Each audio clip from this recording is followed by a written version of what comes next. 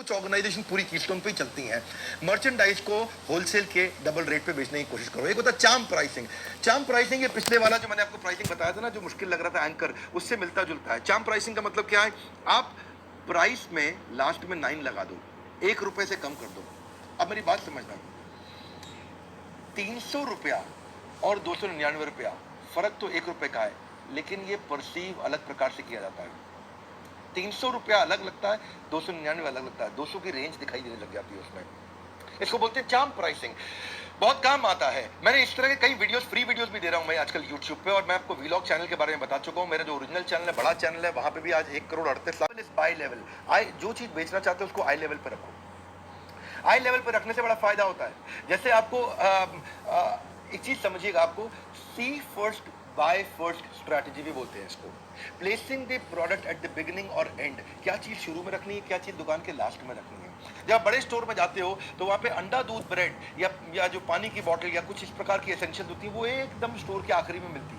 क्यों? ताकि आप पूरे के पूरे स्टोर में घूम के लास्ट तक जाओ, प्राइम लोकेशन पर नहीं रहती, रास्ते में और भी सामान उठा लो। देखना, आप जो फ्रिज में पड़ी हुई चीजें होती हैं, वो चीजें लास्ट में पड़ी होती हैं, हमेशा आखिरी दीवार पर टंगी हुई होती हैं, वहीं पर लगी रहती हैं।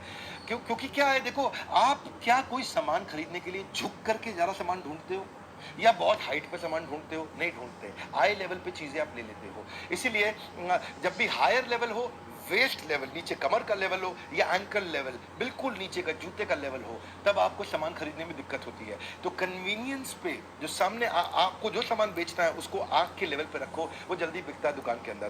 क्या कहते हैं इसे? Higher the facing, more visibility. जितना वो देख सकता है उतनी विजिबिलिटी आएगी। Higher the visibility, higher the sales. जितना ज्यादा दिखेगा उतना ज्यादा बिकेगा। तो बात क्या है, देखिए, आपको 4 चीजों की तैयारी करनी है। एक, साइज ऑफ शेल्फ को प्लान करो, आई लेवल पे क्या क्या है, कितना बड़ा साइज रखना है शेल्फ का।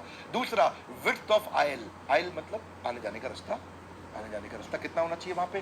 तीसरा, आपके स्टोर की हाइट कितनी होनी चाहिए। और चौथा, जो आई लेवल पे सामान रख रहे हो उस पर लाइट कितनी आ रही है, उस पर रोशनी कितनी आ रही है। जब आप अपनी दुकान के अंदर 4 चीजों का ध्यान रखोगे तो आप आई लेवल पे वो माल बेचोगे जो आप बेचना चाहते हो। इससे संबंधित क्या है? स्ट्रॉन्ग स्टोर विजुअल, 15वीं स्ट्रैटेजी। 100 पे 100 स्ट्रैटेजी कवर करेंगे। स्ट्रॉन्ग स्टोर विजुअल का मतलब क्या हुआ? एक तो हो गया अंदर को ठीक करना है, जो मैं सामान कहाँ रखना है, और एक हो गया पूरी दुकान को, पूरे शोरूम को, पूरे स्टोर को, पूरे काउंटर को, सबको ठीक करना है। ये एक एक्सपेंस नहीं है, ये एक इन्वेस्टमेंट है, आपका लेआउट और डिजाइन। ये डिसीजन आप पे डिपेंड करता है कि आप एक लो कॉस्ट प्लेयर हैं या आप हाई सर्विस मार्जिन पे काम करना चाहते हैं। लो कॉस्ट प्लेयर हैं तो आपने लेआउट डिजाइन पे उतना पैसा मत खर्च करो, लेकिन high service, high margin, higher business पे जाना चाहते हो तो ज्यादा पैसा खर्च कर सकते हो। स्ट्रॉन्ग स्टोर विजुअल बड़ा इंपॉर्टेंट चीज है। इसमें आप क्या कर सकते हो? हाइट ऐड कर सकते हो, कलर को इंप्रूव कर सकते हो और डेप्थ को बढ़ा सकते हो। People buy appealing product. अगर उनको स्टोर अपीलिंग लगता है, विजुअली अपीलिंग लगता है, तो वो आते हैं। अंदर से भी चीजों को keep things neat and tidy. मैंने एक शोरूम का वैसे ही कायाकल्प कर दिया था, केवल लाइटिंग चेंज करके। मेरा क्लाइंट था लीडरशिप फनल का। अब तो आजकल एवरीथिंग अबाउट एंटरप्रेन्योरशिप बहुत चलता है, क्योंकि बहुत अफोर्डेबल है और अरबपति लोग। Lies are in the dialogue and truth is in the visuals. बातों से बात नहीं बनती, देखने से बात बनती है। दिखता क्या है? जो दिखता है वही बिकता है। बात सिंपल है। रिवैम्प करो अपने स्टोर फ्रंट को, उसकी मेंटेनेंस पे थोड़ा पैसा लगाओ, आप उसको रेगुलर बेसिस पे ठीक करो, फेस लिफ्ट करो उसका, ताकि आपका ट्रैफिक और सेल्स बढ़े। और विजुअल एलिमेंट को जब आप चेंज करते हो ना, तो उसमें साइनेज को अपने बदलते रहो।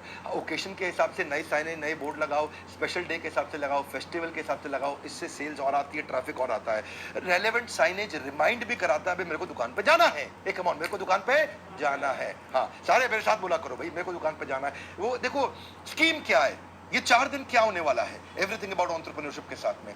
जितना ज्यादा माइंड शेयर कैप्चर करोगे उतना अच्छा मार्केट शेयर आपको मिलेगा। इसमें सेंसरी मार्केटिंग टेक्निक भी होती है। सेंसरी मतलब सामने वाले के सेंसेस का इस्तेमाल करो, उसकी साइट, उसका हियरिंग, उसका टेस्ट, उसका टच, उसका smell. Senses are the gates to mind. इंद्रियों के द्वारा आप मन में प्रवेश कर सकते हैं।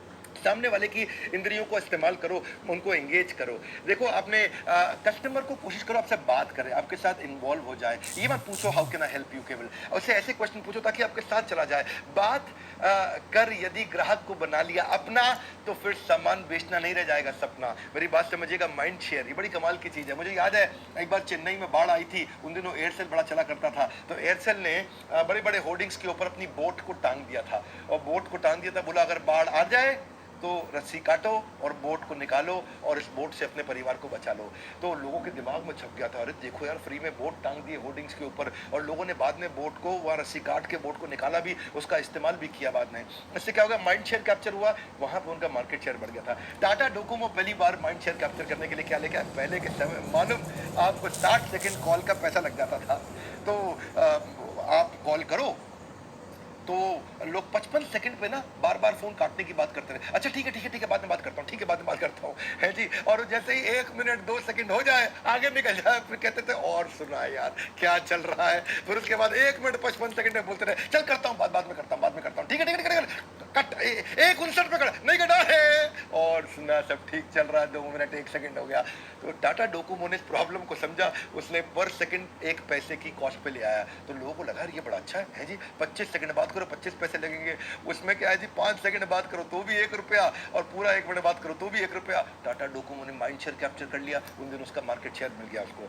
देखो माइंड शेयर को कैप्चर कर लो, मार्केट शेयर अपने आप फॉलो करेगा आपको। कैसे आपके कस्टमर को सेंसेस, ये तो थी आंखों से देखा, उसने बोट टंगी हुई थी, है जी, कान से सुना, उसके साथ इमोशनल हो जाओ, कुछ अगर वो सुगंध को सूंघ सकता है, कुछ अगर उसको साउंड सुना सकते हैं, कुछ वो हाथ में टच कर सकता है, make it little beautiful for him. अगर बनना चाहते हो सफल व्यापारी, अनलॉक योर बिजनेस विद ईएई, व्यापारी ईएई, है जी, राइमिंग हो रहा है नहीं हो रहा कोई बात नहीं, लेकिन एवरीथिंग अबाउट एंटरप्रेन्योरशिप काम का कोर्स है। जो लोग समय नष्ट करते हैं, समय धीरे धीरे उनको नष्ट कर देता है। डिस्ट्रीब्यूशन स्ट्रैटेजी, रिटेल के सारे व्यापारी मेरे साथ बने रहना, कमाल की बात करने वाला हूं। इंटेंसिव डिस्ट्रीब्यूशन क्या होता है, पूरे डिस्ट्रीब्यूशन नेटवर्क को बड़ा करना।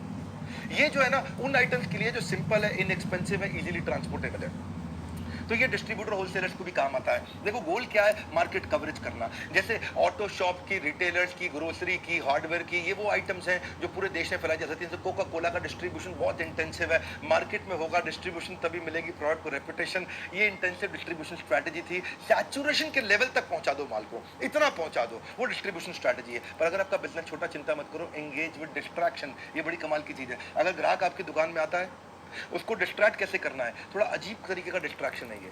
उसको ना थोड़ा वोकल पॉपअप एड से कुछ ना कुछ वहाँ चलता रहे, म्यूजिक में कुछ बोलता रहे, कोई अनाउंसमेंट होती रहे, डिजिटल साइनेज दे दो, वहाँ पे कुछ इमेजेस डाल दो, हाउ कैन आई हेल्प वगैरह, और वर्बल विजुअल वोकल से। मैं थोड़ा समझाता हूँ।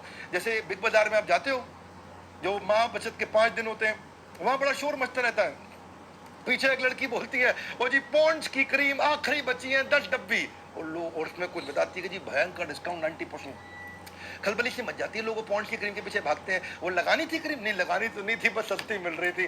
तो उसमें क्या उन लोग इतना कंफ्यूज कर देते हैं, डिस्ट्रैक्ट कर देते हैं, आदमी भागने लगता है। वर्बल का मतलब हुआ कुछ ऐसा कंटेंट, ऐसे वर्ड्स, ऐसी स्पीच, ऐसी लैंग्वेज डालो, आदमी कंफ्यूज होकर के अंदर एंगेज ही होता रहे। वोकल का मतलब है कुछ वॉल्यूम, कुछ पिच, कुछ टोन ऑफ वॉइस। वहां पे जो वहां पे वो चल रहा था, कोई क्विज चल रही थी। एक बार मैं गया बिग बाजार, वो कहते हैं जोर से बोलो, राजा गुप्त गुपंगम दास, ऐसा करके जा, अजी चाचा ने चाची को चांदनी चौक में चटनी चटाई, ऐसा 5 बार बोलो, हम आपको क्या एक चिप्स का पैकेट देंगे। और लोग बड़े एंगेज हो जाते हैं, वहाँ डिस्ट्रैक्ट हो जाते हैं, कुछ ना कुछ चल रहा है, कुछ ना कुछ चल रहा है। और फिर वो जब वो इन्वॉल्व हो जाते हैं, चांसेस है कि सामान भी बाद में ज़्यादा खरीदते हैं, रुकते हैं आपके साथ।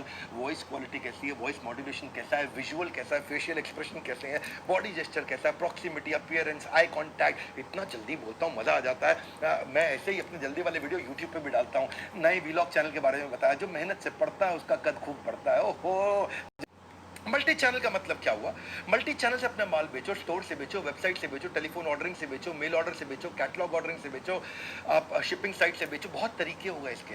अब ताकि क्या है, आपके कस्टमर को चॉइस मिले, कन्वीनियंस मिले। सोचो उसके बारे में, जब खुले होंगे खरीद के हर द्वार, तभी बढ़ेगा आपका व्यापार। इसमें क्या है जी, प्राइसिंग की खास बात क्या है, आपके कस्टमर के पास चॉइस रहेगी कि ऑनलाइन पर सस्ता दे रहे हो तो वो आपसे ऑनलाइन ले लेगा। उसमें रीच की बात हो गई, आप इसलिए ऑनलाइन जा रहे हो तो आप रीजनल से नेशनल से ग्लोबल जा सकते हो। आप multiple currency, multiple time zone, multiple content के द्वारा मल्टीपल कस्टमर को अट्रैक्ट कर सकते हो। 20वीं है परसुएशन। परसुएशन भी बड़ी कमाल की बात है। इसमें 4 प्रकार के परसुएशन है, blind persuasion, pull persuasion, push persuasion, no persuasion. ये मैं थोड़ा एक ही ग्राफ से आपको समझा देता हूँ जी। एक होता है जी शॉपर की नीड और एक होता है शॉपर की वांट। मेरी बात समझना, शॉपर की नीड और शॉपर की वांट। देखो कई बार क्या होता है, कस्टमर की जरूरत है वो, लेकिन इच्छा ज्यादा नहीं है, पर जरूरत है, जरूरत है, जरूरत है। वो प्रोडक्ट उसके लिए ऑक्सीजन है, तो पुल परसुएशन है। आपको कुछ नहीं करना, अपने आप बिक जाता है। फिर एक होता है उसकी जरूरत नहीं है लेकिन थोड़ी इच्छा है, उसमें आपको पुश करना पड़ेगा। उसकी जरूरत नहीं है, उसकी थोड़ी सी इच्छा है बस। अजी इच्छा क्या, मेरे पास मर्सिडीज होनी चाहिए, लेकिन मेरी लाइफ रुक नहीं रही मर्सिडीज के बिना, तो अगर आपको बेचना है तो उसको पुश करना पड़ेगा। अगर उसकी ज़रूरत भी है, इच्छा भी है, तब बात बन जाएगी। इसको क्या बोलते हैं? इंटरेस्टेड भी है, कमिटेड भी है। इसको क्या बोलते हैं? उसके लिए ऑप्शन भी है, कंपल्शन भी है। तो इसका मतलब क्या? माल वो बिकता है जो कंपल्शन हो, अपने आप वो बिकता है जिसमें कमिटेड हो, अपने आप वो बिकता है जिसकी नीड हो, लेकिन उसमें थोड़ा पुश करना पड़ता है जिसमें उसकी ऑप्शन है, खरीदूं नहीं खरीदूं, इंटरेस्टेड है, कमिटेड नहीं है, खरीदूं नहीं खरीदूं, वांट है लेकिन नीड नहीं है, खरीदूं नहीं खरीदूं। आपको देखना है आपका प्रोडक्ट किस रेंज का है। कहीं आपका प्रोडक्ट ऐसे तो नहीं है कि उसके लिए कंपल्शन ना हो। जैसे बड़ा बिजनेस, लोगों का बिजनेस बड़ा करना कंपल्शन है, ऑप्शन नहीं है, भाई करना ही करना है बिजनेस बड़ा। तो इसीलिए हमने पिछली बार 6 कोर्सेज दिए थे फ्री, आज से 6 महीना पहले अप्रैल में। क्या क्लिक करें और बाद में वहां दुकान के बाहर से कलेक्ट कर ले। इसमें इंटरनेट पे आपको रहना जरूरी है। Adoption rate of mobile is twice that of internet. Internet से ज़्यादा 2 गुना बढ़ गया है। सोशल मीडिया से 3 गुना ज़्यादा मोबाइल का अडॉप्शन बढ़ गया है, और कंप्यूटर से 10 गुना ज़्यादा मोबाइल का अडॉप्शन बढ़ गया। लोग मोबाइल पे आ चुके हैं। आप मिनिमम कॉस्ट पे अपनी एक ऐप बना लो। रेस्टोरेंट हो आपका, इन्वेंट्री बेस्ड रिटेलर हो, कोई भी सामान रखते हो, लोग क्लिक करके पहले बुक कर ले, वहाँ से ले लें। और इसमें क्या है देखो, इससे आपका इन स्टोर ट्रैफिक भी बढ़ता है, लोग आते हैं। बस पहले से प्री सॉर्टेड करके रखो उनका सामान ताकि उनको टाइम ना लगे। लेकिन एक कहावत है कि जब आदमी दुकान में घुसता है, जिस चीज़ के लिए घुसता है वो तो लेता है, साथ में 2-4 चीज़ें और भी ले जाता है। इसलिए इसका बड़ा फायदा है। ग्राहक जब जब करेंगे क्लिक, तब तब व्यापार में होगा आपका फ्लिक। फ्लिक समझते हैं जी?